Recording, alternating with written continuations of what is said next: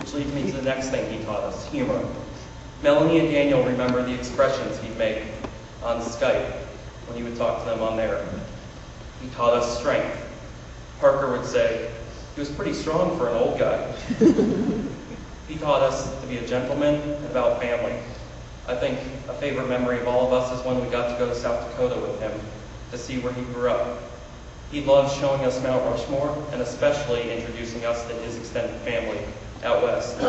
We loved seeing where he grew up. He also taught us about family. Anytime we would gather around his big chair. You know which one I'm talking about. We would gather around there and hear from him. Finally, he taught us about kindness and love. You all knew about his kindness and love, or else you wouldn't be here today. He had so much love for his grandchildren and for everyone.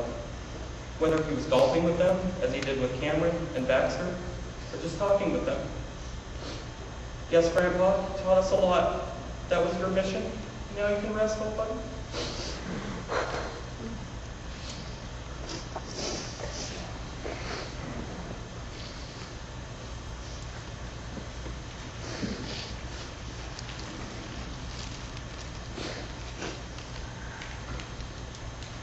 Last night at the visitation, I got there early, so I had a few minutes alone with Dad.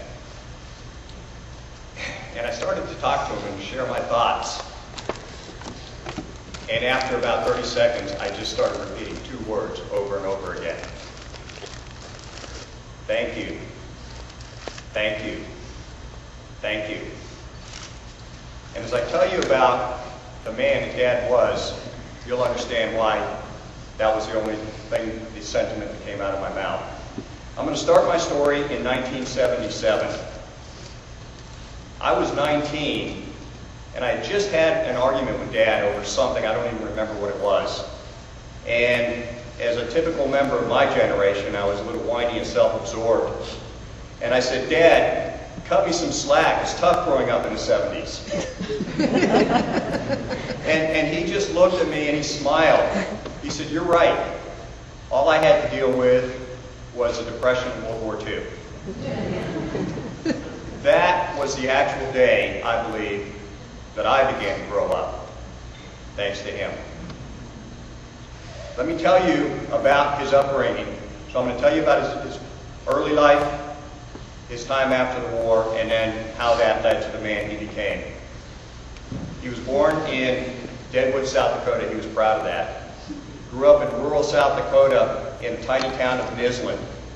Eventually, he moved to the great metropolis of Newell, where the graduating class was 25 people. It was tough in the Dust Bowl era and the Depression era in the 1930s. He and his older brother Jack used to follow the farmers' trucks full of sugar beets as they went to the railroad depot and gather up the beets that fell out. They would sell them to a doctor in town to raise some money. It was the kind of world, though, where when you were 14 years old and you wanted to visit your grandparents in Springfield, Missouri, 1,000 miles away, you hitchhiked. That's how he spent his summer, hitchhiking to Springfield to visit his grandparents at the age of 14. Sawyer, don't get any ideas. In 1936, he was present when the first face was unveiled at Mount Rushmore. Franklin Roosevelt was there. But he was proud of that as well. And then, at the age of 20, when he should have been worried about what to wear for the Saturday night social, he was putting on fur-lined boots and an oxygen mask. Climbing to 25,000 feet into the deadliest air defenses in the world.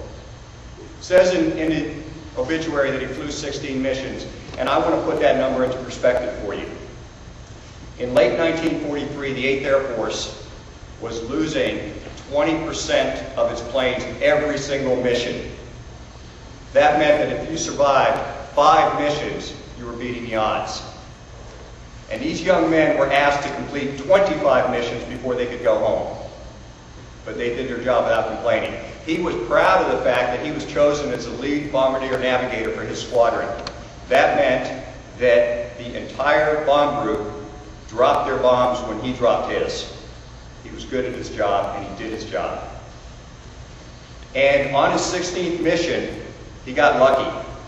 I know that Father Kelly said it was an unsuccessful mission, but he told me that one of his thoughts as he was coming down in a parachute was a sense of relief, because he knew then that he would survive the war. He was captured by the Germans, taken to Stalag Luke 1 up on the North Sea, brutally cold. The food was horrible. He said you could tell who the new guys were because they were the ones who took the time to pick the worms out of the oatmeal before they ate their breakfast. But even in prison camp, he showed his resilience and he showed his sense of humor. He played a prank on the German guards that he told me about. One day, every day they used to have roll call, and the Germans would come through all stern and call out your name, and you had to say here. The Germans suddenly saw a huge headless man standing in the ranks with his head come out under the crook of his arm. One of Dad's friends had taken his great coat and buttoned it up here, and Dad stuck his head under his arm like this. The commandant was yelling, but he said even the German guards were trying not to laugh. He got 3 days of solitary for that, and he said it was worth every minute. After the war was over, he did what so many others of his magnificent generation did. They came home and quietly got on with their lives.